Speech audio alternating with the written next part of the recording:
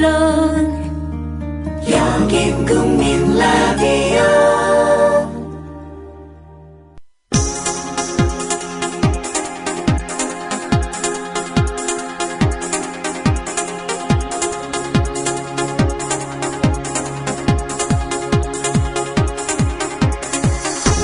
해고 이즈 해피입니다. 쫄지 않습니다.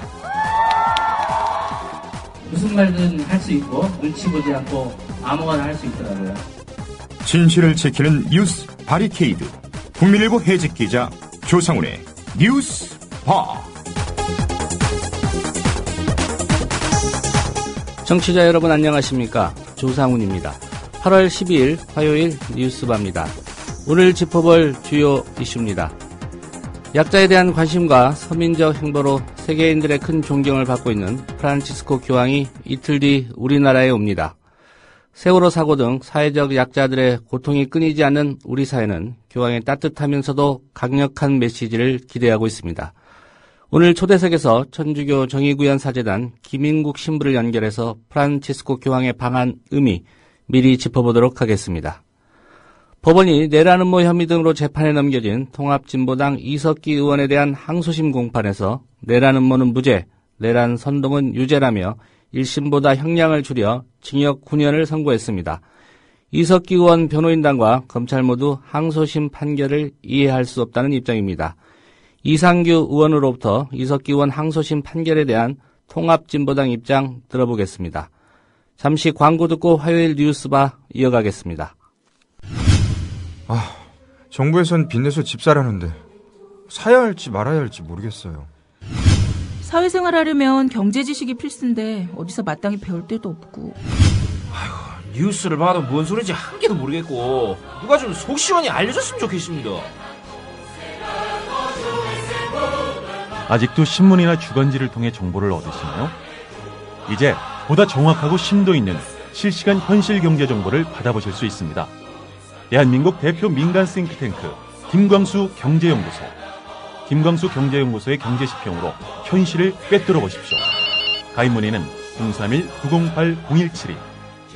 검색창에 김광수 경제연구소를 검색하세요. 기업 회원들을 위한 경제 보고서도 있습니다. 안녕하세요. 참여연대 대학생 회원 이현정입니다. 참여연대 청년 모임인 청년의 사무국장을 맡고 있기도 합니다. 요즘 청년들에 대해 잉여다, 무력하다는 등의 비판이 많은데요. 청년은 청년인 우리 스스로가 그런 틀을 깨고 당면한 문제들을 더 적극적으로 해결하기 위해 만들어졌습니다. 배움으로 행동하고 연대한다는 슬로건을 내걸고 등록금과 취업 문제뿐만 아니라 어떻게 살 것인지에 대한 고민까지 20대로 살면서 마주하는 문제들을 청년들이 함께 고민하고 대안을 찾고 있습니다. 국민 라디오를 듣고 계신 청년 여러분, 요즘 우리 사회에 분노하고 답답했다면, 뭘 해야 할지 고민하고 있다면 참여연대로 오세요. 회원 가입은 홈페이지 www.peoplepower21.org 또는 전화 02-723-5300을 통해 할 수 있습니다. 시민의 힘으로 운영되는 단체 참여연대는 정부 지원금을 받지 않습니다. Breaking news regarding missing Malaysia Airlines Flight 3. So the United States is lowering the threshold for American. 日本と同じで現地予算やってるから意味がないんだ。环球消费调查，我们来说一种特殊的旅游。近年来呢，出国旅游。 출근길 국제뉴스 브리핑 장혜림의 월드 리뷰.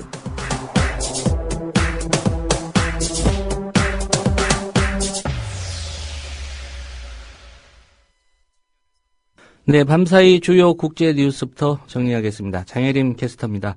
안녕하십니까? 안녕하세요. 네, 미국이 이라크 무장단체 이슬람 국가에 맞서고 있는 쿠르드족 군대에 무기를 직접 지원하기로 밝혔다고 하죠? 그렇습니다. AP통신은 현지 시간으로 11일 지금까지 이라크 중앙정부에만 무기를 판매해온 미국이 쿠르드 자치정부의 군조직에 무기를 직접 공급하기 시작했다고 보도했습니다. 이 군조직은 쿠르드 자치정부의 수도 아르빌과 관할 지역을 방어해 왔는데요. 예. 미국은 아르빌 내 자국민 보호와 이슬람 국가의 세력 확대 차단을 위해서라며 8일부터 이슬람 국가를 공습했고요. 이라크 정부군도 이례적으로 쿠르드 군조직을 지원하고 있습니다. 예.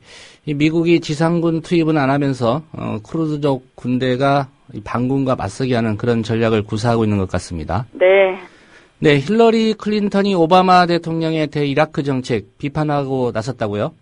네, 힐러리 클린턴 전 국무장관은 시사 잡지 애틀랜틱과의 인터뷰에서 이슬람 급진 무장 세력이 바로하도록 만든 것은 오바마 대통령의 외교 정책 실패라고 비판했습니다. 클린턴 전 장관은 시리아 내전 사태를 거론하며 이슬람 국가와 같은 세력에게 길을 열어준 것이 결정적 패착이었다고 지적했고요. 예. 이슬람 극단주의에 대처하는 거대한 전략을 수립해야 한다고 강조했습니다. 이 인터뷰는 오바마 대통령이 이슬람 국가에 대한 공습 결정을 내리기 전에 이뤄진 것으로 알려졌습니다. 예. 힐러리가 이렇게 오바마 대통령을 비판한 것, 사실상 대권 행보를 시작하는 신호탄이다. 이런 해석이 나오고 있죠? 그렇습니다. 2016년 대통령 선거에 유력한 민주당 후보인 클린턴 전 장관이 오바마 대통령을 비판하기 시작한 건데요. 낮은 지지율을 기록하고 있는 오바마 대통령에 대한 차별화를 시도하고 있다는 분석이고요. 공화당이 자신과 오바마 대통령을 싸잡아 공격하려는 것에 대한 예방책이라는 설명도 있습니다. 예. 이라크 대통령이 알말리키 현 총리 대신 국회 부의장을 새로운 총리로 지명했다고요? 그렇습니다. 이라크 대통령이 11일 시아파 아바디 현 국회 부의장을 새 총리로 공식 지명했습니다. 이라크에서는 2003년 미군 침공 이후 총리는 시아파 아랍계, 국회의장은 수니파 아랍계, 그리고 대통령은 쿠르드계가 각각 맡아왔는데요. 이번 총리 지명으로 이슬람 국가에 대처할 시아파와 수니파 그리고 쿠르드의 통합정부가 구성될 전망입니다. 한편 삼선 연임의 뜻을 보였던 알말리키 총리는 이슬람 수니파에 대한 차별 정책으로 수니파 반군의 봉기를 야기했다는 비판을 받아왔습니다. 예, 그에 대한 좀 책임을 물은 측면이 있어 보입니다. 네. 총리를 하다가 대통령이 되는 게 러시아만 가능한 게 아닌 것 같습니다. 터키에서도 가능한 일처럼 보이는데요. 사상 첫 직선제 터키 대통령으로 당선된 에르도안 총리가 장기 집권할 가능성이 높다고 하죠? 그렇습니다.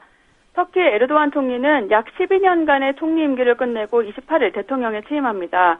그는 총리 연임이 3차례로 제한돼 있어 더 이상 총리직 출마가 불가능하자 대통령에 출마해서 당선됐습니다. 터키는 의회가 대통령을 선출해 7년 단임제로 운영됐었는데요. 예. 에르도안은 2007년 헌법을 개정해서 대통령 선거를 직선제로 바꾸고 또 5년 임기로 중임이 가능하도록 했습니다. 그가 대통령의 재선에 성공한다면 앞으로 10년 동안 대통령직을 수행하게 됩니다. 예. 총리 3번 하고 대통령 1번 당선되고 1번 더 하면 2번 대통령 할 수 있다 이 얘기죠. 네. 예. 에르도안 대통령 당선자 어떤 인물입니까? 에르도안 총리의 집권 정의개발당은 도로와 교량 건설 등을 중심으로 경제 성장을 추구해왔습니다. 2000년대 초 외환위기 때 30%를 넘던 인플레이션을 10% 이하로 내리고 GDP 성장률을 연평균 7%대로 끌어올린 것이 그의 가장 큰 성과로 꼽힙니다. 예. 하지만 이슬람 권위주의 통치를 강화하고 토건 세력과 결착한 부패 스캔들이 터지면서 비판도 커졌고요. 또 지난 3월 지방선거에 이어 이번에도 부정선거 논란이 있는 상황입니다. 예. 어쨌든 논란은 있지만 대통령의 당선이 됐군요. 네. 네, 미주리주 등 미국 일부 지역에서 폭력과 약탈 사태가 벌어지고 있다는데 원인이 뭡니까?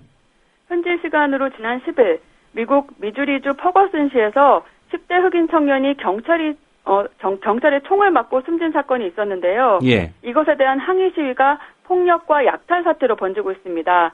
현지 언론은 사망한 청년의 추모 행사에 참석한 시위대 중 일부가 경찰차를 훼손하고 방송국 차량의 유리창을 부수기도 했다고 전했습니다. 경찰은 최루탄을 쏘며 시위대를 해산하려고 한 것으로 알려졌습니다. 예. 이번 일이 제2의 지머먼 사건으로 이어질 가능성도 있다고 하죠? 그렇습니다. 18세 흑인 청년 마이클 브라운이 경찰과 실랑이를 벌이다 경찰이 쏜 총에 맞아 사망한 후 이번 이 시위가 벌어지고 있는 건데요. 유족들은 경찰이 비무장 상태였던 브라운을 살해하고도 아무런 설명을 내놓지 않았다고 비난하고 있고요. 흑인 인권단체들도 철저한 조사를 촉구하고 있습니다.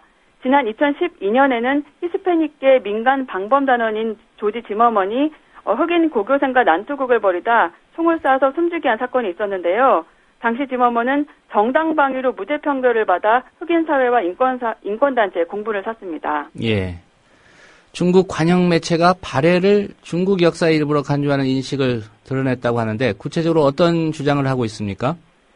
중국 신화망은 한국의 민간인들이 러일 전쟁 당시 일본이 약탈해간 북관 대첩비에 대한 반환 운동을 벌였고 2005년에 이것을 일본으로부터 돌려받았다고 소개했는데요. 예. 그러면서 713년에 당나라 현종이 대조영을 발해 군왕으로 책봉한 뒤 이를 기념하기 위해 이 비석을 만든 것이라고 설명했습니다. 이것은 중국이 발해를 속국으로 삼았다는 점을 부각시킨 거고요. 발해사를 중국 역사의 일부로 보는 시각을 드러낸 것입니다. 예. 이 역사 왜곡은 일본이나 중국이나 매한가지인 것 같습니다. 네. 네, 오늘 소식 잘 들었습니다. 감사합니다. 장혜림 캐스터였습니다. 네, 8월 12일자 조간신문이 전하는 주요 기사 살펴보겠습니다. 김용민 PD의 조간 브리핑입니다. 안녕하십니까? 네, 안녕하십니까? 네, 오늘 첫 소식은요? 변희재 씨를 상대로 법원이 구속영장을 발부했습니다. 서울 남부지방법원은 어제 새정치민주연합 김광진 의원이 제기한 명예훼손 소송에서 애초에 약식 기소를 거부하고 정식 재판을 청구한 변희재 씨가 7월 17일에 이어서 어제도 선고 기일이었는데 나오지 않으니까 예. 판사가 9월 4일까지를 기한으로 한 변희재 씨에 대한 구속영장을 발부하라고 검찰에 지시한 것으로 알려졌습니다. 현재 서울 남부지법 홈페이지에는 변희재 씨의 다음 선고 기일이 9월 4일로 잡혔습니다. 변희재 씨는 김광진 의원에 대해서 인터넷상에서 비방하는 등 명예훼손을 해온 혐의로 정보통신망 이용 촉진 및 정보보호 등에 관한 법률 위반 혐의로 피소됐습니다. 이 같은 내용은 김광진 의원실 보좌관인 고상만 전 의문사 진상규명위원회 조사관이 알려온 내용입니다. 예, 요약하면 선고하는 재판에 나와야 되는데 네. 두 번 연속 안 나온 7월 겁니다. 17일에도 안 나오고 예. 8월 10일 어제도 안 나와서 예. 판사가 예. 9월 4일 예. 다음 재판이 있을 때까지 예.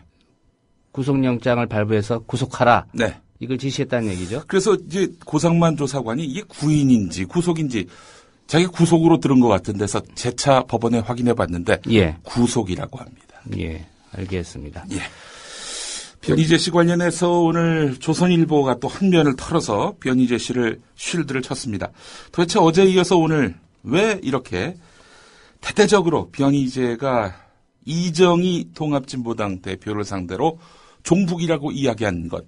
예. 민사 손해배상 1,500만 원이었던가요? 예, 그렇습니다. 예. 이런 판결을 내렸는데 말이죠. 자, 오늘 조선일보가 말이죠. 이정희 대표에 대해서 종북 시비를 제기한 변희재 씨에게 명예훼손을 했다면서 손해배상 판결을 내린 항소심 재판장에 대해서 패대기를 시작했습니다. 서울고등법원 민사 13부 고의영 부장판사인데 서울고등법원의 하나뿐인 언론전담 재판부를 이끌고 있는 고의영 부장판사, 그동안 사회적 파장이 큰 언론 관련 판결을 내려왔다. 조선일보가 이렇게 기사를 시작합니다.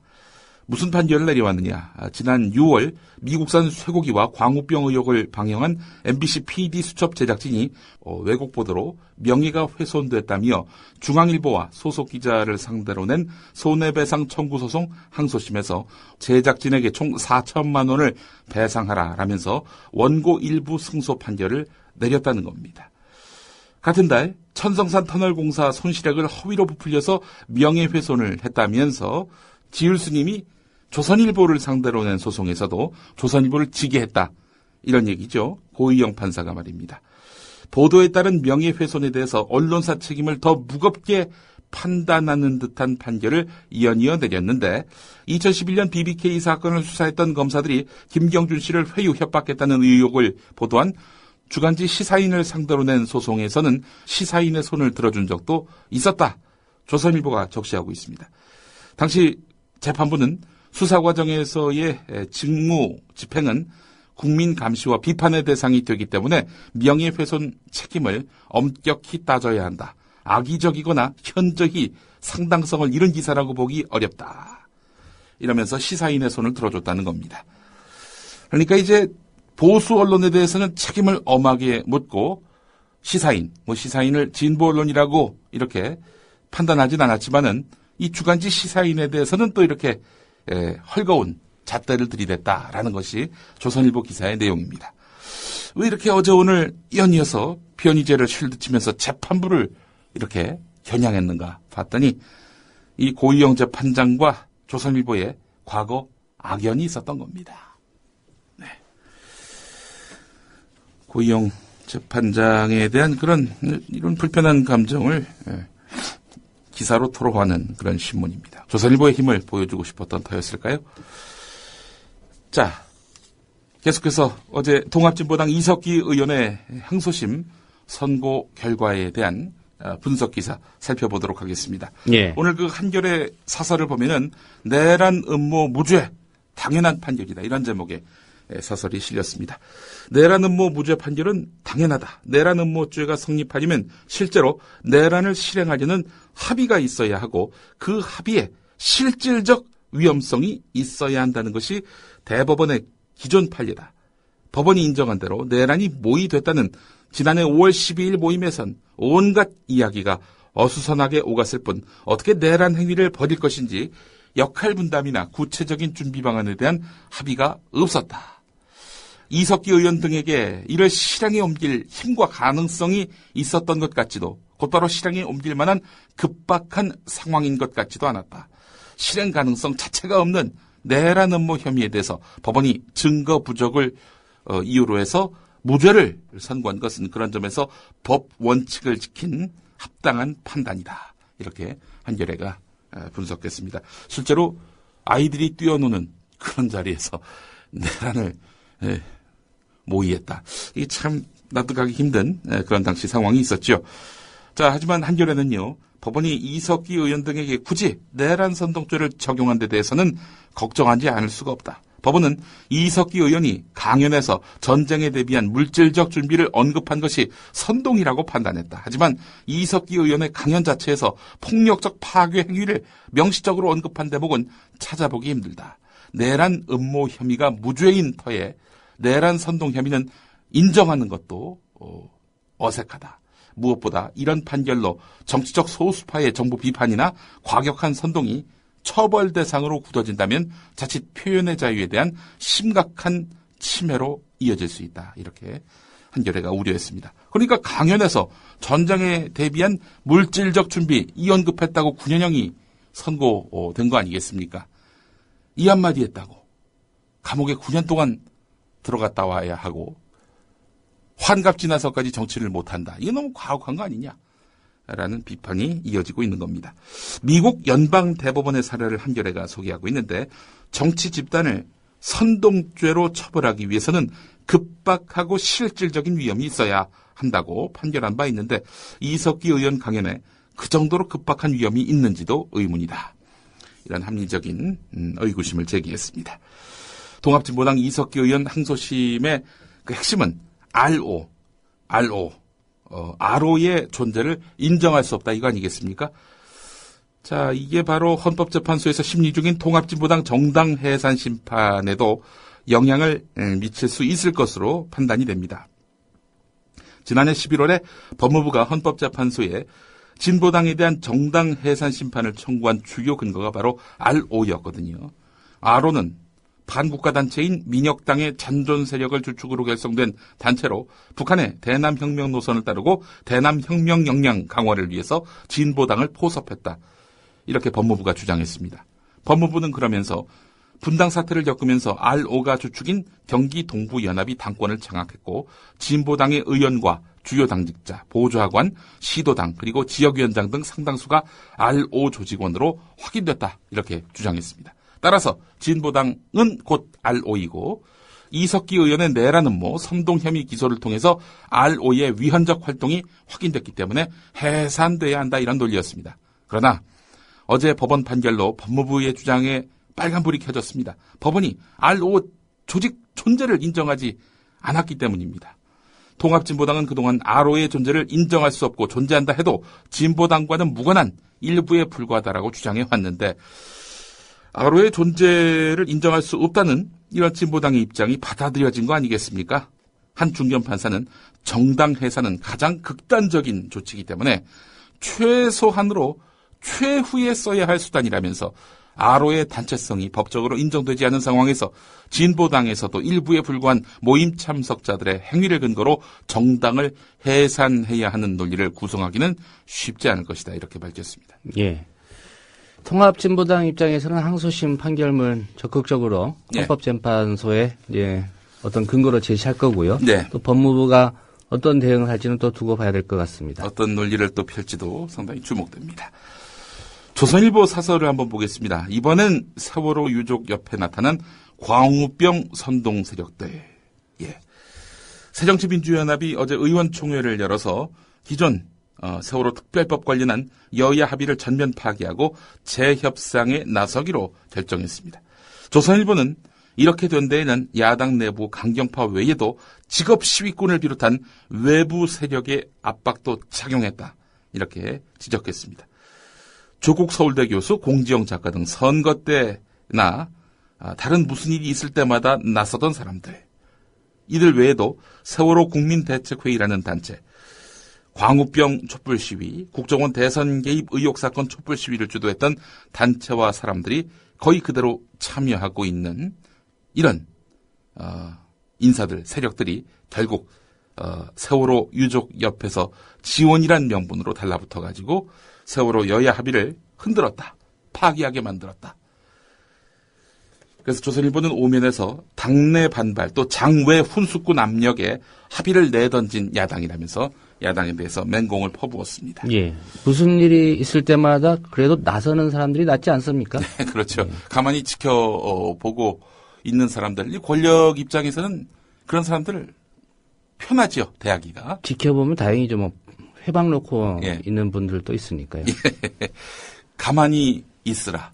세월호에서 또 세월호 이후 국면에서도 정부와 이른바 가진 자들의 변함없는 메시지입니다. 가만히 있어라. 어쨌든 이런 세월호 진상규명이 도저히 불가능한 이런 합의를 깨고 원점에서 재논의하게 됐는데 다른 많은 보수 언론들도 대체로 이런 조선일보 논조를 따라갑니다. 결국 이런 강경파 혹은 당 밖에서 목소리 큰 사람들, 이런 사람들에 의해서 박영선 지도부가 뭔가 타협의 산물로 여야 합의로 세월호 특별법을 만들려고 했는데 그 기조가 흔들리게 됐다라는 식으로 평가하고 있는데 말이죠. 하지만 서울신문만은 다른 관점입니다. 바닥을 드러낸 박영선의 독단적 리더십, 이런 제목을 달았습니다. 뭐 아시겠습니다마는 박영선 이 새정치민주연합 원내대표 겸 지금 대표 대행 아니겠습니까? 대표가 없으니까요. 이 양반 이완구 새누리당 원내대표하고 합의를 했는데 자기 혼자 합의를 할 그런 권한까지 쥐고 들어간 건 아니었단 말이죠. 그렇지 않습니까? 당내에 세월호 관련해서 새누리당과의 어떤 협상 테이블에 앉아있는 협상 대표가 있고요. 또 당내 세월호 국조특위 간사도 있고요. 또 당에 세월호 특별법 위반을 한 당 사무총장도 있었고요. 이 모든 사람들이 모르는 가운데서 이완구 대표와 전격 합의를 했단 말이죠. 누가 박영선 의원에게 그런 권한을 줬느냐. 이건 독재다라고 정봉주 전 의원이 어제 또 지적한 바 있었죠. 민주주의는 절차라 그러잖아요.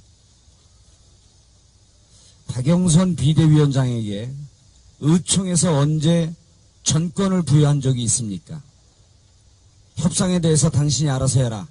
우리가 추후에 인정해주겠다. 이렇게 결정한 적 있나요? 없습니다. 의총에서 권한을 위임받은 곳은 세월호 특별법 TF입니다. 이 TF에 위원장 우윤근, 간사 전해철, 이 TF에서 박영선 비대위원장에게 정권을 위임해 준 적 있나요? 없습니다. 정권을 위임받지도 않고 혼자 지 알아서 결정한 것은 쉽게 얘기해서 독재입니다. 누가 권한을 주지도 않았는데 의총에서 받지 않은 권한을 왜 지 맘대로 행사합니까? 적어도 21% 지지를 받는 정당이라고 한다면 국민 천만의 목소리는 좀 담아야 될 거 아닙니까? 새정치민주연합 의원들께 말씀드리겠습니다. 언론에 대고 성명서 발표하지 말고요. 박영선 멱살 잡고 직접 싸우십시오. 비겁한 모습을 더 이상 보고 싶지 않습니다. 뭐가 두려워서 찾아가서 항의하고 따지고 싸우고 그러지 못하고 의총을 월요일날 오후 3시에 잡아놓으면 의총 빨리 하자 그러면서 항의하는 의원들이 하나도 없는 이 새정치연합을 보면서 겉으로는 싸우는 척하면서 뒤로는 겁이 나서 꼬랑지 내리고 사실은 새누리당이 제안한 안을 받고 그냥 이 전국을 넘겼으면 하는 그런 마음 아닌가요? 예, 서울신문만은 바닥을 드러낸 박영선의 독단적 리더십이다. 이런 제목을 달았고요. 진보 언론들은 그러니까 특히 한겨레와 경향은 어제 합의하기는 당연한 수순이다라는 평가를 내놨습니다. 박근혜 대통령 어제 그 수석비서관 회의에서 이런 말을 했습니다. 지금 과연 정치가 국민을 위해서 존재하고 있는 것이냐 자문해 봐야 할 때다. 이런 말을 했습니다. 예. 지금 과연 정권이 국민을 위해서 존재하고 있는 것이냐. 네. 이런 자문도 한번 해봐야 될 것 같습니다. 지금 과연 정치가 국민을 위해서 존재하고 있는 것이냐 자문해 봐야 할 때. 이 말에 나오는 그 국민은 혹시 정윤회 씨를 말하는 건 아니겠죠? 예. 아니라고 말씀드렸습니다. 예. 박근혜 대통령의 세월호 관련한 발언, 그 변화를 한번 좀 살펴보겠습니다. 5월 특별법 약속 이후에는 정권 책임에 대해서 언급한 바 없고요. 거의 유병언 또 경제에 집중하는 것으로 나타났다는 겁니다. 4월 21일 사고 발생 5일 뒤 수석비서관 회의에서는 선장의 대피는 용납할 수 없는 살인과 같은 행위다라면서 선장한테 뒤집어 씌우려고 했었어요. 4월 29일 국무회의에서는 많은 고귀한 생명을 잃어서 국민 여러분께 죄송스럽고 마음이 무겁다. 비로소 매우 심각하게 돌아가고 있는 민심을 깨닫고 사과 입장을 밝힌 겁니다.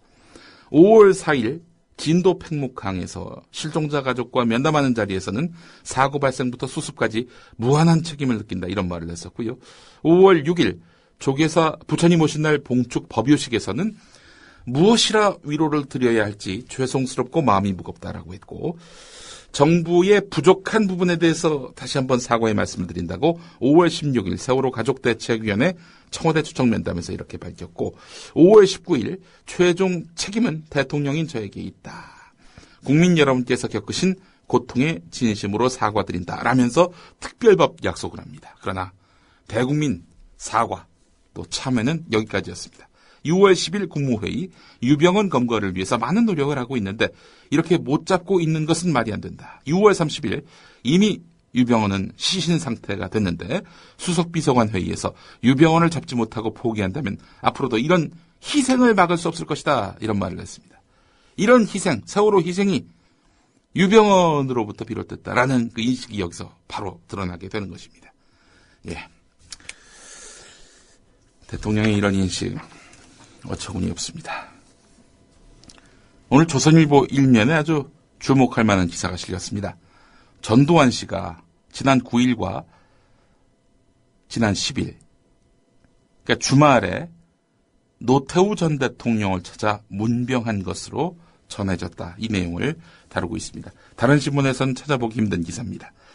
잘 아시는 대로 전두환, 노태우 두 사람은 육사 동기인데요. 1979년 12.12 사태를 함께 일으켜서 정권을 잡은 뒤 50과 60에서 차례로 대통령을 지낸 친구 사이입니다. 한 개그맨이 노태우 대통령으로 분장해서 이제 했던 유행어가 있었죠. 친구야. 예. 두 사람은 친구였습니다. 전두환 씨 이 관계자의 말에 따르면 전두환 씨는 주말인 지난 9일에 서울 연희동 자택에서 점심을 한 뒤 산책을 하겠다면서 집을 나섰는데 갑자기 경찰 경호관들에게 갈 데가 좀 있다라면서 200여 미터 떨어진 노태우 전 대통령 자택으로 향했다는 겁니다. 두 사람 연희동 산다는 건 알고 있었는데 200m밖에 안 됐군요. 거리가. 전두환 씨는 방문 계획을 측근은 물론이고 노태우 씨 측에게도 알리지 않아서 수행원은 경찰 경호관 몇 명밖에는 없었다는 겁니다. 이 때문에 노태우 씨 측에서도 김옥숙 씨만이 전두환 씨를 맞았는데요. 전두환 씨는 김옥숙 씨에게 노태우를 좀 만나러 왔다라면서 병상에 누워있는 노태우 씨에게 이 사람아 나를 알아보겠는가 라고 이야기를 했고, 의사소통이 어려운 노태우 씨는 전두환 씨를 알아보시면 눈을 깜빡여 보라는 부인의 말에 눈을 깜빡였다고 하는데 1시간여 동안 착잡한 표정으로 노태우 씨를 지켜보다가 돌아간 전두환 씨는 이튿날 예고 없이 노태우 씨를 또 찾았다는 겁니다. 예. 지금 노태우 씨는 전립선암 수술로 투병 생활을 이어오면서 병원이 깊어가지고 말도 잘 못하고 있는 그런 상황이라고 하는데 말이죠. 두 사람은 하여간 노태우 씨가 전두환 씨를 백담사로 보내면서 상당히 거리가 멀어진 것으로 알려졌죠. 두 사람은 공식석상에서 자주 마주치는 것도 꺼려했던 사이였습니다. 예. 노태우 씨의 병원이 깊어졌다. 이런 기사군요. 네. 이게 다른 사람들도 문병 가라는 얘기입니까? 예. 이게 일면에 실린 이유를 저는 좀 잘 이해할 수 없어서. 네. 예. 두 사람의 우정을 이렇게 삭막한 시대에 보여주기 위한 조선일보의 배려가 아니겠는가. 예. 갑자기 이 일이 생각이 납니다. 지난 총선 때 말이죠. 막말 파문이 한참 일었을 때 말이죠. 원래는 계획대로라면은 총선 전 마지막 토요일에 제가 개그맨 김구라 씨와 함께 공릉시장을 함께 걸어가면서 인사를 드리려고 했습니다. 근데 이제 막말 파문의 양배주역 아니겠습니까? 김구라, 김용민. 김구라 씨가 전날에 전화가 왔어요. 야, 나하고 너하고 같이 걸어가면은 사람들이 전두환 노태우가 걸어간 걸로 알 것이다. 그러니까 하지 말자 해서 그 일정이 취소됐었습니다. 예. 이 전두환 노태우 씨처럼 네. 돈독한 우정을 좀 쌓아가시기 바랍니다. 네. 오늘 경향신문 12면 꼭 한번 살펴보시기 바랍니다. 민족문제연구소가 1910년에서 1920년대 이승만의 기록을 또 발굴했습니다. 하와이 한인 기독학원 책임자이면서 상해 임시정부 대통령이었던 이승만의 이면을 보여주는 기록을 발굴해서 공개를 했는데 그 사람이 과연 독립운동을 한 사람 맞는가? 국부로 불릴 만한, 국부라 하면 다른 뜻이 아니라 나라 국자의 아비부자를 말하는 겁니다. 그런 국부로서 과연 타당한 과거사가 있느냐라고 따져봤을 때 의구심이 많았거든요. 이와 관련해서 이승만의 민낯을 확인하고 싶으신 분들에게 제가 추천하고 싶은 게 있는데 바로 독부 이승만 평전이라는 김삼웅 선생이 쓴 책과 함께 그 책을 드라마화한 국민 라디오 드라마 신바람 리 박사 요거 한번 좀 청취해 보시면은 이승만의 과거 행적의 실상을 만나실 수가 있는데 이번에 그 민족문제연구소가 추가로 공개한 이승만 사료를 보면 첫 번째 친일 발언을 한 미국인 여교사는 감쌌다고 합니다. 한국인들은 돼지와 다를 바 없다. 일본의 지배를 받아 마땅하다. 이런 발언을 한 여교사가 있었는데요. 그래서 이제 학생들이 항의를 했던 모양이죠. 예. 그런데 이승만은 이 선생을 포용을 했고요. 이 선생에 대해서 문제 제기를 한 학생들에 대해서는 가혹하게 처벌해야 된다. 이런 입장을 밝혔다고 합니다. 그리고 또 하나, 이승만이 운영하는 한인 여학교에서 11,385평 땅을 샀다고 이렇게 말은 했지만 실제로는 사지 않았다는 거죠. 이 돈 어떻게 쓸까? 횡령했을 가능성이 있다는 겁니다. 세 번째, 이승만이 임시정부 대통령 취임 직전인 1918년 독립운동 자금의 소유권을 주장하면서 국민회와 맞섰던 재판 기록이 있었습니다. 독립자금을 이 돈은 내 돈이야 하면서 이제 동포들과 싸웠다는 겁니다. 그리고 이승만의 독립운동 자금 운용을 추적하던 과정에서 드러나지 않았던 개인재산 일부가 이제 파악이 됐는데 무일푼 1년 만에 4,000달러를 주고 땅 3,500평을 샀다는 겁니다. 어떻게 이 돈이 생겼을까? 여러 가지로 좀 냄새가 나는 구석이 있습니다. 이 돈 관계가 불투명하고 또한 이 독립운동을 펼치고 있는 동포들 어떻게든 뜯어먹을까 골똘히 고민하고 친일 발언을 했던 사람에 대해서 감싸고 과연 이 사람이 독립운동가 이승만의 과거가 맞는지 의문을 갖지 않을 수가 없습니다. 민족문제연구소의 이 기록 한동안 화제가 될 것 같습니다. 예. 한국관광공사 상임감사로 임명돼서 대선 공신 낙하산 인사 아니냐. 이 논란에 휩싸인 인물이 있죠. 바로 잔이윤 씨입니다. 이 사람이 25년 전에 골프장에서 여성 캐디에게 골프채를 휘둘러서 2주 진단 상해를 입힌 사실이 회자되면서 자질 논란이 확산되고 있습니다. 이 사건은 당시 일부 언론에 알려졌지만 피해자 캐디를 무료 변호했던 인권 변호사 출신 이재명 현 성남시장이 최근 페이스북에 사건의 뒷얘기를 자세히 소개하고 잔이윤 씨의 사퇴를 촉구하는 글을 올리면서 다시 도마 위에 올랐는데 말이죠. 한국일보가 입수한 당시 판결문을 보면은 잔이윤 쇼 진행자로 이름을 알리던 윤종승 씨는 1989년 10월 3일 지인들과 경기도 성남의 한 골프장을 찾습니다. 이 골프장이 캐디들이 노조 설립 문제를 놓고 사측과 분규를 겪던 곳이었습니다. 캐디들은 사측 인사가 포함된 잔이윤 씨 일행에 대해서 비회원이 왜 이렇게 회원 같은 대접을 받을 수 있느냐라는 문제제기죠.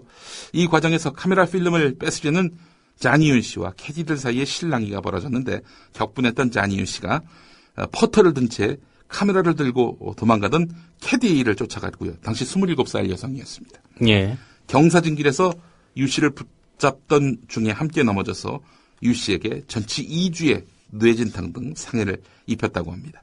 그래서 수원지법 성남지원 민사합의 2부는요.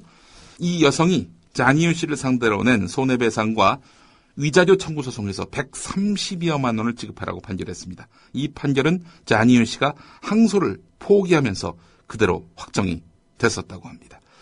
이재명 시장은 당시 캐디가 5mm만 더 가까이서 휘두른 골프채의 머리를 맞았다면 아마 죽었을 것이다. 낙하산도 좀 그럴듯한 사람을 해야지 국적 회복시켜가면서 이런 사람을 이렇게 임명하느냐라고 꼬집었는데 이에 대해서 잔이윤 씨는 노 코멘트로 지금 나오고 있다고 합니다. 이런 가운데 얼마 전에 잔이윤 씨가 감사가 뭐하는 자리냐라고 물어보니까 사장님을 잘 보조하는 자리다 이렇게 써서 빈축을 사기도 했습니다. 감사는 사장님을 감시하는 거죠. 예. 사장님께 감사할 자리는 아닙니다. 예. 수도권에 거주하면서 연소득이 낮은 가구일수록 주택담보 인정 비율과 총부채 상환 비율 완화에 따른 대출 확대 효과가 큰 것으로 나타났습니다. 이 말이 뭐냐? 연소득이 낮은 사람, 그러니까 돈을 많이 벌지 못하는 이른바 저소득층일수록 LTV 규제, DTI 규제 이게 축소되면 많은 빚을 이렇게 가져올 수 있다. 따라서 빚이 확대될 수 있다. 이런 우려입니다. 국회 입법조사처가 LTV 또 DTI 완화가 어떤 영향을 미치는지 시뮬레이션을 해봤는데 수도권 저소득층의 빚이 확대될 가능성이 대단히 높다 이렇게 판단을 내렸고요. 하우스푸어를 양산할 위험도 커졌다고 이렇게 진단을 했습니다. 이제 미국의 서브프라임 모기지 부실 사태 그 모습 그대로 그 길 그대로 걸어가고 있는 양상입니다. 한국일보 11면에 실려있는 기사 제목만 소개해드리겠습니다. 부당한 감찰이었다면서 검찰 수사관이 검사를 고발했습니다. 어디다 고발했느냐? 경찰에 고발했다는 그런 기사입니다. 고소인 편드는 수사를 했다. 이런 진정서에 따라서 조사를 받았는데 검찰 수사관 결국 무혐의 결론을 얻어냈습니다.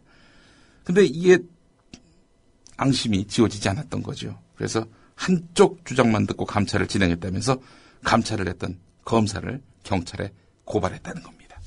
한국일보 11면에 관련 기사가 있습니다. 오늘 여기까지 하겠습니다. 네, 김용민 PD의 조간 브리핑이었습니다. 잘 들었습니다. 네, 고맙습니다. 대통령의 눈물 몇 방울에 이미 완전히 침몰한 세월호는 또 한 번 물속으로 가라앉았습니다. 수학여행을 가던 길이었는데 정말 다행스럽습니다. 전원이 다 구조됐다는 소식, 이 소식 전해드립니다. 군 당국은 해군 함정들은 물론이고 육군과 공군까지 동원 가능한 모든 전력을 침몰 사고 현장에 급파했습니다. 담화 내용을 보면요, 예상을 뛰어넘은 일종의 국민들한테 좀 충격을 준 것 같습니다. 그런 면에서 본다면 대통령의 이제 담화는 매우 성공적이었다, 저는 그렇게 보여지고요. 유병헌 씨의 도피를 돕다가 체포된 30대 여성 신모 씨의 모발과 순천 별장에서 가져온 체액이 묻은 휴지의 DNA 검사 결과가 언론이 사회의 공기라고요? 갈 길을 잃어 표류하면 흉기가 될 수 있습니다. 권력과 자본으로부터 완벽하게 독립한 협동조합 언론, 미디어 협동조합. 조합원이 돼 썩지 않도록 계속 커가도록 힘이 돼주십시오. 조합원 가입은 미디어 협동조합 국민TV 홈페이지에서 하실 수 있습니다.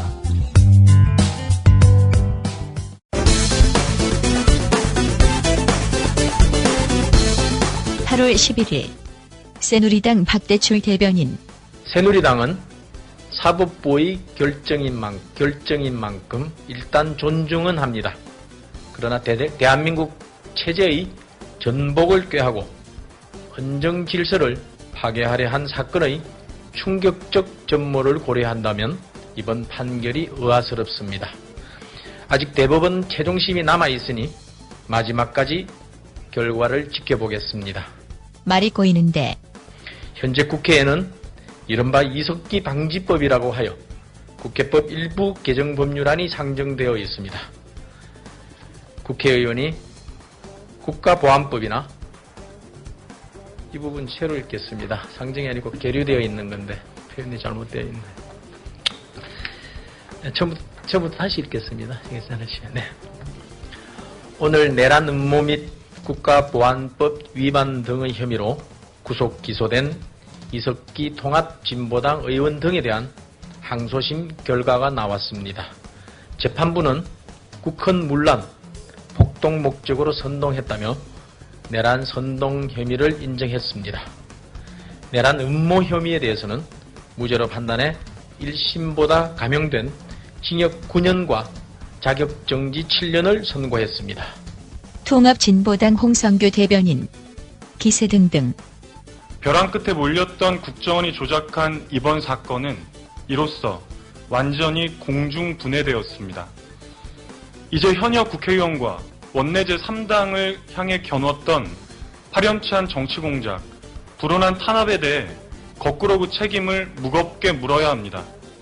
가장 앞에 섰던 국정원과 검찰은 물론 실질적으로 총괄 기획을 했던 박근혜 대통령과 청와대 역시 조금도 책임을 피해갈 수 없음을 분명히 못 박아둡니다. 한편 조선일보, 동아일보 종합편성 채널 반응은 어땠을까? 우선 동아일보 종편. 돈 걱정. 들으신 대로 이석기 의원은 항소심에서도 징역형을 선고받았지만 국회의원 배지는 유지하고 있습니다. 그래서 여전히 세비 등 각종 의원 특전을 매달 꼬박꼬박 챙겨가고 있는데요. 그 사이 세비를 포함해 의원실 운영비 등으로 세금 3천만 원이 매달 국고에서 빠져나갑니다. 이번엔 조선일보 종편. 북한과 엮어버리기. 북한은 이석기 의원을 적극적으로 두둔하고 있습니다. 이 의원 대신에 이 검찰이 피고인석에 앉아서 재판을 받아야 한다면서 국가보안법이 인권을 유린한다고도 주장하고 있습니다. 통일외국 인사들에 대한 온갖 탄압 소동을 절대로 좌시하지 않을 것이다. 이석기 의원을 계속 탄압하면 남북관계가 흔들릴 수 있다는 협박도 서슴지 않았습니다. 계속 폭압 광란에 매달려 북남 관계에 엄중한 영향을 미치게 되는 경우 전적으로 책임을 지게 될 것이다. 그런데 방금 나온 멘트는 언제 나온 말? 찾아보니 작년 9월에 발표된 논평. 시청자 여러분 안녕하십니까? 9월 21일 토요일 JTBC 뉴스입니다. 나흘 앞으로 다가온 이산가족 상봉 행사가 미뤄지게 됐습니다. 이석기 의원의 실명을 밝히지는 않았습니다. 하지만 국정원과 검찰이 수사 중인 내란 음모 사건을 이산가족 행사 연기의 원인으로 몰아가면서 우리 정부의 책임론을 제기한 겁니다. 이 내용도 직접 들어보시겠습니다. 우리를 걸고 감행하는 반공화국 모략 책동과 통일외국 인사들에 대한 온갖 탄압 소동을 절대로 좌시하지 않을 것이다.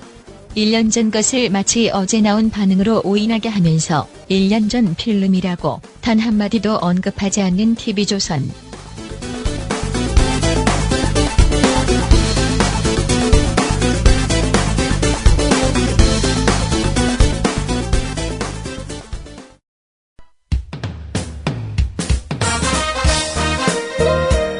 균형 잡힌 시각, 정직한 분석, 조상훈의 뉴스바. 이어서 초대석으로 만납니다.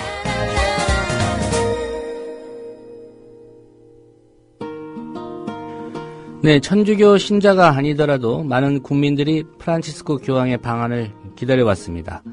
세계인들로부터 역대 어느 교황보다 큰 존경을 받고 있는 프란치스코 교황이 이틀 뒤 우리나라에 옵니다. 세월호 참사마저 정치적 이해관계에서 바라보고 있는 우리 사회는 교황이 남길 메시지를 주목하고 있습니다. 프란치스코 교황 방한의 의미, 천주교 정의구현 사재단 김인국 신부와 함께 미리 짚어보겠습니다. 김인국 신부님 안녕하십니까? 네, 안녕하세요. 예. 교황의 이번 방한 8월 14일부터 18일까지 좀 비교적 길어 보입니다. 교황이 이번처럼 한 나라를 긴 일정으로 방문한 적이 과거에도 있었습니까? 예. 한국에는 뭐 2차례 방한이 있었고요. 예. 자주 있는 일은 아니지만 뭐 다른 나라에도 이런 방문이 있긴 합니다. 예. 교황의 이번 한국 방문, 특별히 어떤 의미들이 있을까요? 예, 한국 방문의 의미, 아시아 여러 나라 중에 가장 먼저 방문하는 한국인데요. 예. 지금 우리가 놓여 있는 상황이 여러 가지로 묘한 섭리가 있지 않느냐는 걸 느낍니다. 우리 입장에서 보면 가장 힘들고 괴로울 때 오시는 게 아니냐는 생각이 듭니다. 그러잖아도 신자유주의의 공세로 하는 게 굉장히 힘든 마당인데, 가깝게는 뭐 전대미문에 세월호 참사, 병영살인 등등으로 거의 아비규환의 지경인데, 이럴 때 교황이 오시는 것이 마치 3년 감옥 끝에 내리는 단비처럼 느껴집니다. 어쨌든 특별한 때에 정말 특별한 분이 오신다는 생각이 듭니다. 예. 역대 어느 교황보다 세계인들의 뜨거운 사랑 그리고 큰 존경을 받고 있는 것 같습니다. 프란치스코 교황, 언론 보도를 통해서 많이 접하긴 했지만 어떤 분인지 좀 설명을 해주시겠습니까? 예, 저는 이분을 바라보면서 프란치스코 교황의 가장 특별한 점은 구체적이고도 쉬우며 매우 직설적인 언어로 현대 세계의 문제점을 애두르지 않고 직접 말한다는 점이 가장 눈에 띄었습니다. 예. 저는 이분의 세상을 감동시킨 여러 가지 행보 중에 그분이 준 쇼크, 이른바 프란치스코 쇼크라고 불리는 신자유주의 경제, 특히 금융자본주의를 일컬어 사람을 죽이는 경제를 규정했다는 점이 가장 놀라웠고요. 예. 예, 아무도 이렇게까지 직접적으로 말한 적은 없거든요. 이분이 이 현대의 자본주의를 살인하지 말라는 10계명을 정면으로 거스르는 무서운 범죄로 규정한 이 점을 우리가 놓치지 말아야 되겠다고 생각이 듭니다. 예. 규제 풀린 자본주의를 이대로 방관하는 것은 세계를 무너뜨리는 사상 최악의 독재자에게 그냥 지배당하고 마는 것이다라고 하는 호소는 이번 한국 방문에서 가장 크게 메아리 쳐야 할 메시지라고 생각을 합니다. 예. 예. 앞서 좀 말씀하셨지만 프란치스코 교황은 그동안 권력이나 돈 이렇게 주로 가진 자들을 향해서 비판적인 메시지를 좀 던져온 것 같습니다. 교황께서 그동안 구체적으로 어떤 말씀들을 하셨는지 좀 소개를 부탁드릴까요? 방금 말씀드린 현대 금융자본주의에 대한 구체적 언급과 함께 우리 교회 자신을 가장 가슴 아프게 한 것은 가난한 이들을 위한 가난한 교회가 되어야 한다라고 하는 성경의 원칙을 확인시켜준 사실이에요. 예. 가톨릭 교회는 가난한 이들을 위한 우선적 선택이라고 하는 명제를 교회가 취해야 할 기본 자세라고 하는 점을 아주 오래전에 천명했지만 이 점을 사실 간과하고 살았거든요. 네, 실제로 교회 여러 고위 직무를 맡고 있는 책임자로부터도 저는 가난한 이들을 위한 우선적 선택이 어째 교회의 공식 입장일 수 있느냐라고 하는 거의 망언에 가까운 그런 얘기를 제가 직접 듣기도 했거든요. 예. 이런 점에서 우리 교회가 지금 이런 점에서 이제 교회가 교회 안에만 갇히지 말고 세상으로 나가서 세상을 책임져라라고 말씀을 하신 거거든요. 그래서 이번 교황의 방한도 의례적인 국가 원수의 해외 순방 정도가 아니라 그 밖으로 나가서 세상을 책임지라는 평소 신념의 실천이라고 생각을 하고 그런 점에서 많은 기대를 하고 있습니다. 예. 지금 말씀하신 부분처럼 교황께서는 그동안 이 신도들의 적극적인 정치 참여를 촉구한 것도 여러 주목을 좀 받고 있습니다. 교황께서 이번 방한 때도 비슷한 말씀을 우리 국민들에게 좀 하실 것으로 전망하십니까? 그 상황에 따라서 그건 뭐 대원칙이니까요. 예.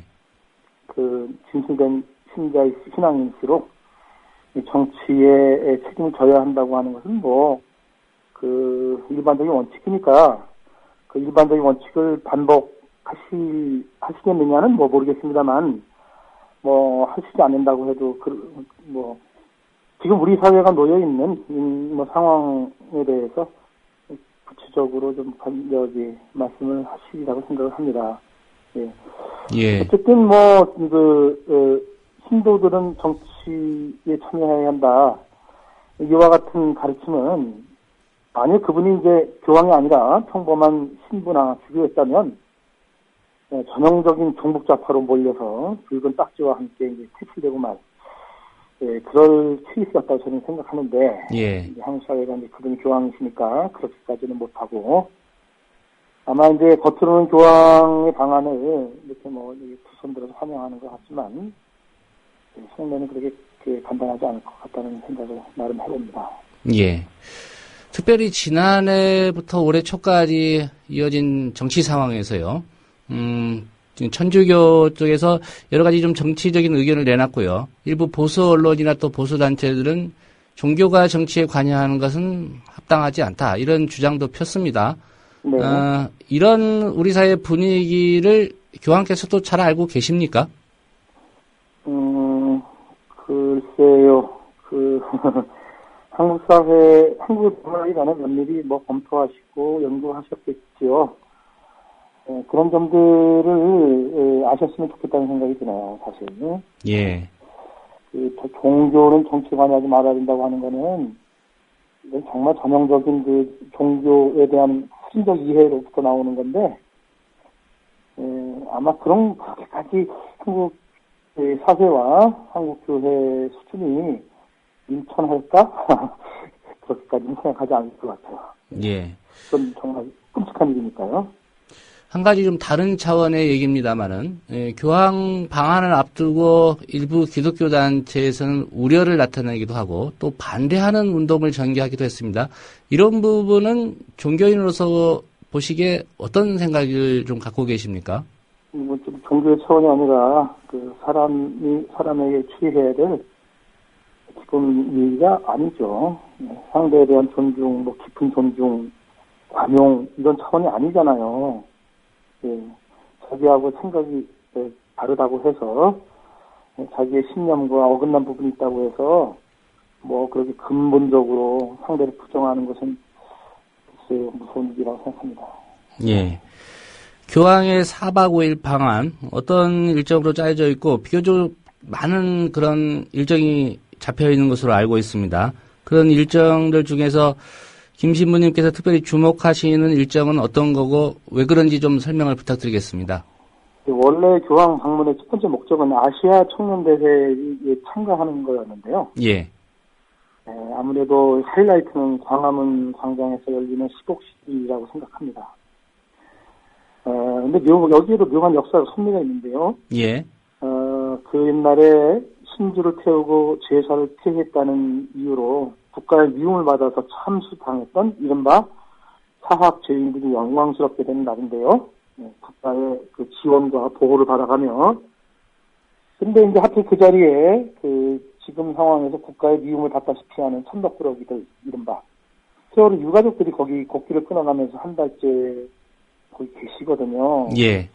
그래서 한국 천주교회가 시복식과 세월호 유가족들의 단식을 어떻게 조화시키고 그분들의 아픔을 끌어안는지 이 점을 주목해 보시기 바랍니다. 예. 예. 그 유가족들은 시복식 하는 당일까지도 계속 그곳에 계시겠다는 입장 밝힌 걸로 알고 있습니다. 네. 예. 그 천주교 쪽에서도 이 부분 고려해서 그날 10억씩 행사를 진행하기로 결정하신 건가요?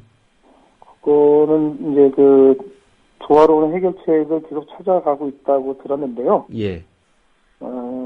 어쨌든 그분들이 먼저 와 계신 광장인데, 그분들더러 잠깐 자리를 비워달라고 할 만한 사안은 아니고, 그분들과 함께 유사를 드리면서 교황과 서울의 유가족들의 자연스러운 만남, 교황의 어루만짐, 이런 기회가 생기도록 준비하지 않겠느냐 이렇게 기대를 해봅니다. 예. 한 가지 좀 우려스럽게 제기할 수 있는 게 경찰이나 어떤 경호상의 문제로 해서 그분들을 다른 곳으로 강제로 옮기게 하는 그런 일은 벌어지지 않을 것으로 보십니까?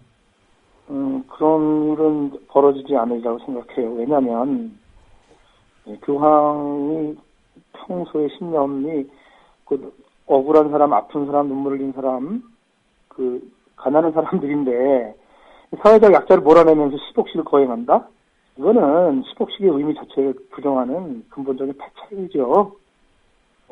교회가 소심한 면이 있긴 하지만 그렇게까지 하지 않으리라고 저는 생각합니다. 예. 그리고 다른 일정보다도 또 많은 국민들이 관심을 갖고 있는 일정이요. 15일 대전 미사 때 교황께서 세월호 참사 희생자 가족 그리고 생존 학생들을 만나는 일정이 아닌가 싶습니다. 예. 이 일정은 어떤 논의 과정을 거쳤는지도 궁금하고요. 교황께서 이 부분에 대해서 뭐 특별히 이 일정에 대한 언급을 하셨는지도 좀 궁금한데 어떻게 파악하고 계시는지요? 한국 교황 방한 준비위원회의 생각과 바티칸 측의 생각이 만나서 이런 행사가 제안이 되고 수락이 됐다고 생각을 해요. 예. 방준이 차원에서도 이런 분들은 교황께서 만나셔야 한다 그랬고, 바티칸에서도 이런 분들을 만나고 싶다. 그런 대표 상징적인 분들이 이제 세월호 유가족들 그리고 이제 위안부 할머니들이죠. 1984년도 요한 바울 2세 교황 방한 그때를 돌아가 보면 광주를 방문했을 당시 교황께서 근래 여러 가지 비극으로 말미암은 여러분의 아픔을 제가 잘 알고 있습니다라고 하는 언급으로 광주 사람들의 슬픔을 달래주기도 하셨는데 이번에도 세월호 특별법에 관한 직접적인 언급 같은 거는 너무 민감하기 때문에 어렵겠지만 이 눈물의 가족들을 매만짐으로써 한국 사회에 또 다른 메시지를 주리라고 생각을 해봅니다. 예. 구체적으로 세월호 특별법과 관련된 언급은 교황께서 하시기에는 좀 수사권 줘라, 기소권 주지 않는 특별법 무의미하다 이런 말씀을 하시지 않겠죠. 예. 그 상황과 관련해서 좀 여쭤보겠습니다. 정치권에서는 13일에 국회 본회의 열어서 세월호 특별법 처리하자 합의했다가 지금 야당이 이거 다시 논의해야 된다 이런 입장으로 선회하기는 했습니다만은 이게 교황 방문과 어떻게 좀 맞물려서 그 전에 이 법을 처리해야 되겠다 이런 판단을 한 거라고 보십니까? 글쎄요, 계산과 손속이 빠른 분들이니까 이런 거 저런 거 다 따졌겠지만 정말 교황 방한에 앞서서 손님 맞이 기본적인 예의로서 집안 청소하는 뜻으로 그다음에 집안의 평화를 마련해놓고 손님 맞이하는 것이 원칙이잖아요. 예. 그런 마음가짐으로 우리 서둘러서 저분들의 눈물을 닦아주자 그랬다면 유가족들의 박연대를 했겠죠. 저는 그분들 입속이 빠른 그분들의 마음 안에 교황 방한 전에 이런 거는 단독으로 해놔야 되지 않느냐라고 생각하지 않았다고 생각해요. 예. 정말 그런 마음이 있었다면 그런 결론에 도달하지 않았겠죠. 예. 진정성이 있었다면은 유가족들의 바람대로 법을 처리했어야 된다 이런 말씀이시군요. 그렇습니다. 예. 세월호 특별법 제정론이 말씀드린 대로 여전히 진행형입니다. 무엇보다도 문제가 유가족들의 기대와는 여전히 거리가 좀 먼 상황이고요. 신부님께서 보시기에는 이 상황에서 누가 어떻게 해법을 찾아야 되고 또 제시해야 된다고 보시는지요? 방금 말씀드린 대로요. 뭐 여야는 자기의 이제 계산이가 있을 수밖에 없는 거니까요. 그 세월호 유가족들이 하자는 대로 하시면 되는 겁니다. 그리고 이런 그 세 가지 이제 죽는 쪽이 이기는 겁니다. 저는 그렇게 생각을 해요. 이런 법안을 받으면 불리해진다라고 생각하실지 모르지만 그렇게 받아서 다 공명정대하게 다 밝히는 쪽이 궁극적으로 승리하는 기회라고 생각을 하고요. 그 다음에 뭐 저한테 질문하지 않으신 거지만 지금 교황 경호를 위해서 뭐 경찰들이 굉장히 분주하게 움직이고 계실 텐데, 예. 교황 경호보다 더 무서운 거는요, 교황의 메시지를 가지려고 하는 사람들의 뭐랄까 음모라고 하면 너무 좀 거창하고요. 그런 관계 같은 것들이 있습니다. 예를 들어서 2000년 전에 예수님이 탄생하실 때 세상이 다 뭐 찬미하고 환호한 것만은 아니에요. 헤로데라고 하는 권력자는 칼을 보냈습니다. 그것이 성탄절의 두 가지 현실이거든요. 한국 사회가 뭐 교황님 오신다고 해가지고 다 환호하는 것 같지만 그렇게만 할 것 같지 않습니다. 교황의 메시지를 잘 지키는 것이 교황의 경호보다 훨씬 더 중요한 일이라고 생각을 해요. 교황의 어떤 메시지를 부담스러워할 만한 사람들 누구라고 생각하십니까? 그거는 뭐 지금 이대로가 좋은 우리 사회의 기득권층이겠죠. 예. 그 교황이 오심으로 인해서 교황의 그 방한에서 제일 먼저 기뻐하고 한 것은 청와대 아닙니까? 부정선거 시기를 가질 수 있는. 이미 한국 천주교회의 신부들, 수도자들 대부분은 자격이 없는 대통령이라고 규정을 했습니다. 자격 없는 대통령이 오늘 교황이 만나준다고 하는 것 자체가 그 당사자로서는 아주 기분 좋은 일이었을 텐데, 그분들로부터 그리고 현재 부정과 비리, 부패, 그 여러 가지 사회적 모순 같은 것들을 덮고 싶은, 교황의 방안으로 덮고 지나가고 싶은 그런 분들은 그렇겠죠. 예. 뭐 천주교 정의구현 사재단 비롯해서 많은 신부님들이 방금 현 정권에 대한 어떤 평가 하셨습니다. 근데 어쨌든 국가 원수대 국가 원수로 박근혜 대통령과 교황도 만나고요. 이런 어떤 한국 천주교 신부님들의 현 정권에 대한 판단, 이 부분을 교황도 알고 계신가요? 알고 계시다고 생각을 합니다. 예. 그러나 뭐 그 부분을 현 권력자에 대해서 직접적으로 언급할 수야 없겠죠. 예. 일단 뭐 한국 정부의 초청을 받아서 오시는 거고, 한국 정부의 지금 수반은 박근혜 씨가 되어 있으니 면전에도 대고 당신은 자격이 없는 사람이라고 하던 거려, 이런 말을 하시지 않겠죠. 하지만 그런 걸 뭐 전제를 만나지 않겠습니까? 예.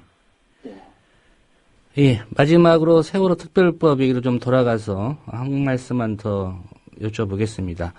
유가족들이 마지막까지 기댈 수 있는 언덕, 결국은 좀 국민들이 아닐까 싶습니다. 며칠 뒤면 또 세월호 사고 발생한 지 꼭 넉 달째가 되기도 하는데요. 이 시점에서 국민들에게 당부하고 싶은 말씀이 있다면 한 말씀 마지막으로 부탁드리겠습니다. 네, 교황이 한 말씀이 그토록 세계에 메아리 치는 것은 그분이 갖고 있는 연민의 정신이 사람들의 공감을 얻고 있기 때문이라고 생각을 합니다. 남이 자기 일이 아니면 사실 공감하고 또 계속 공감하기는 어려운 일입니다만, 교황 방한 기간 일주일만이라도 교황에게 쏟는 그 시선의 절반 정도는 광화문 광장의 꽃길을 끊고 오늘 30일째죠. 있는 유가족들에게 시선을 좀 나눠주시면 좋겠다는 말씀을 드리고 싶습니다. 예. 네, 오늘 말씀 잘 들었습니다, 신부님. 네, 고맙습니다. 여러분께서는 지금 국민일보 해직기자 조상훈이 진행하는 국민라디오 아침 시사 프로그램 조상훈의 뉴스바를 듣고 계십니다.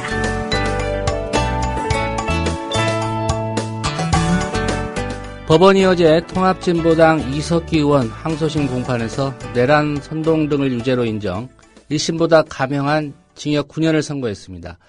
재판부는 이 의원의 혐의 가운데 내란 음모는 무죄로, 내란 선동은 유죄로 판단했습니다. 통합진보당은 음모는 무죄인데 선동은 유죄다는 논리에 반발하고 있습니다. 이상규 의원으로부터 통합진보당 입장 들어보겠습니다. 이 의원님 안녕하십니까? 예, 이상규입니다. 예, 어제 혹시 재판 방청하셨습니까?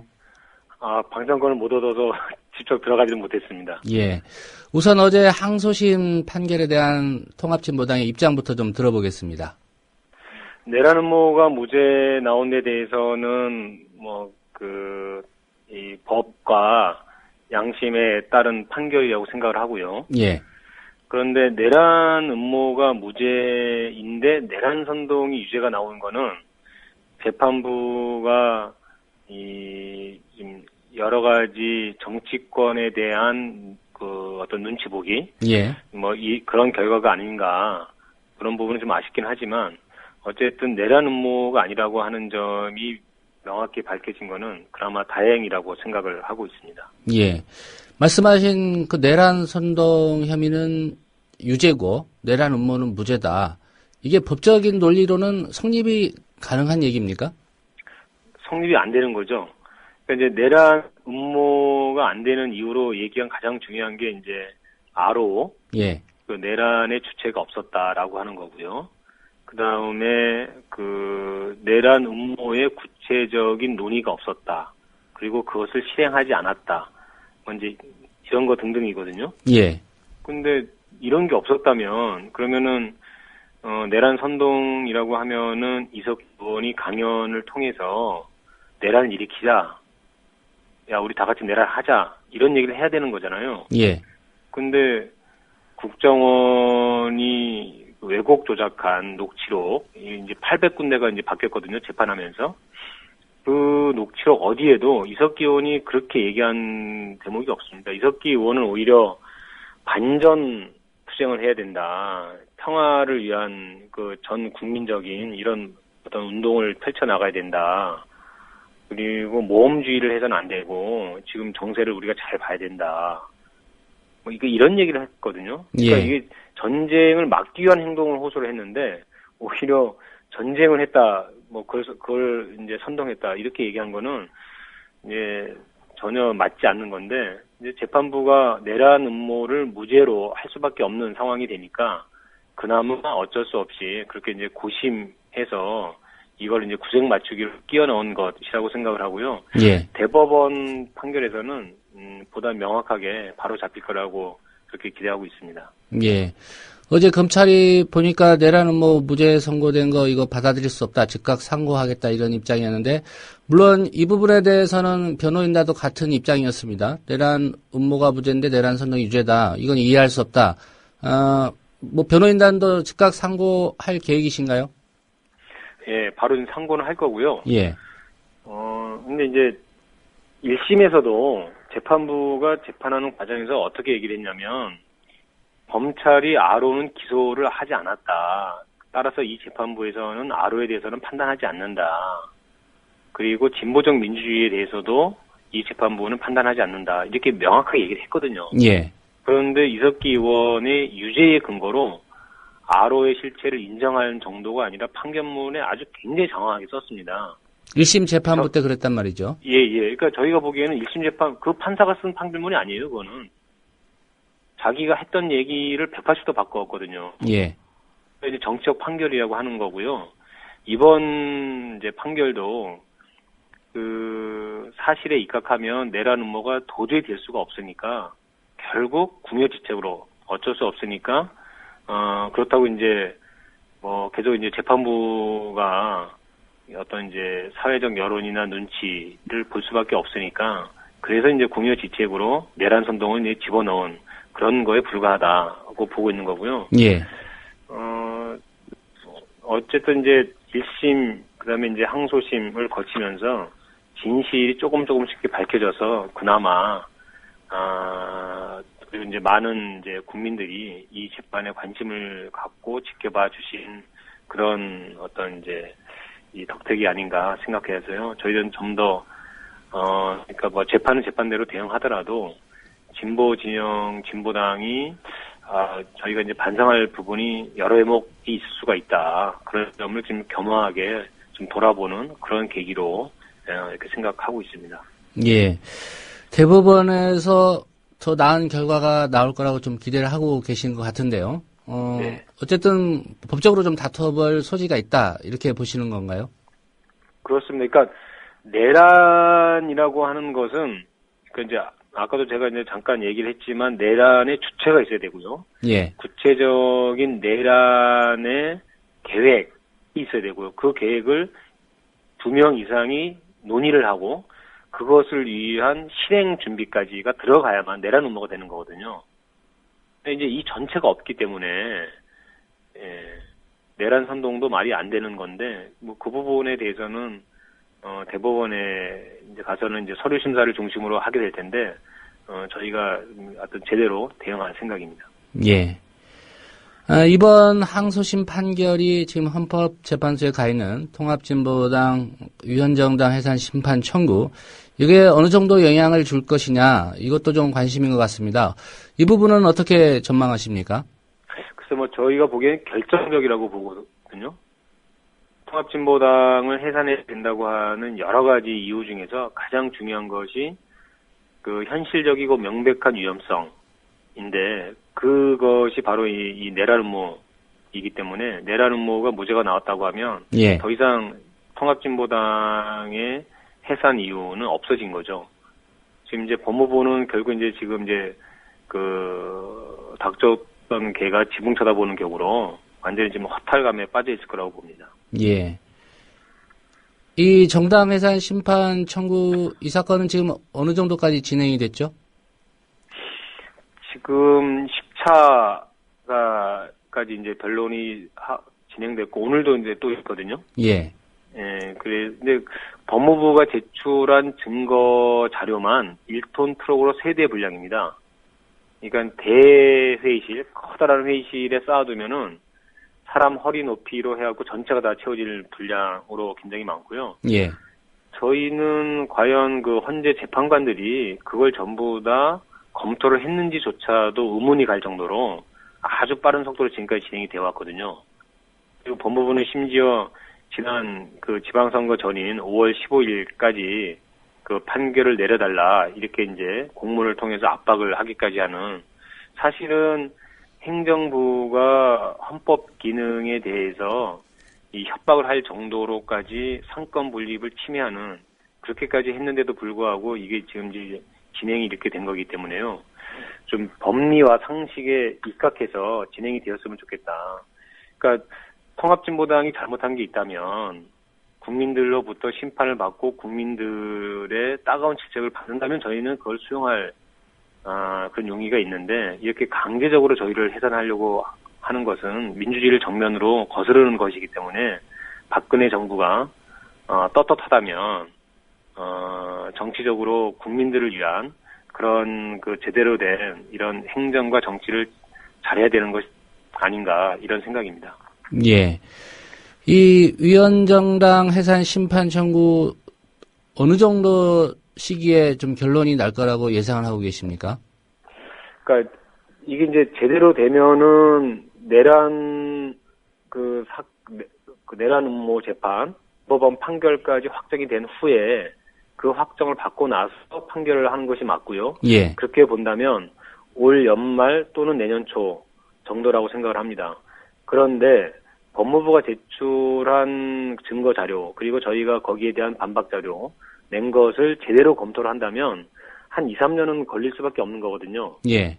하여튼 그래서 지금으로서는 연말이나 내년 초에 그 판결이 나올 수가 있다. 그렇게 하여튼 전망은 하고 있습니다. 예. 이르면 그 시기라고 보는 거군요. 예. 예. 세월호 특별법 문제도 좀 몇 가지 여쭤보겠습니다. 며칠 전 이상규 의원께서 트위터를 통해서 수사권과 기소권이 없는 특별법은 처음 본다 이런 지적하셨습니다. 좀 중요한 대목인데 부각이 안 된 것 같아서 구체적으로 이 부분은 어떤 말씀인지 또 법을 전공하셨으니까 나름대로 의견이 있으실 것 같아서 좀 여쭤보겠습니다. 예, 그 특별법에는 진상조사위원회가 이제 구성이 되게 돼 있는데요. 이 진상조사위원회가 어느 정도 권한을 갖고 활동할 거냐, 이게 쟁점입니다. 여기 관련해서는 조사권, 수사권, 기소권 세 가지가 있는데요. 새누리당은 조사권만 주자는 거고요. 가족들은 조사권 갖고는 안 된다. 수사권과 기소권이 있어야 된다라고 하는 건데요.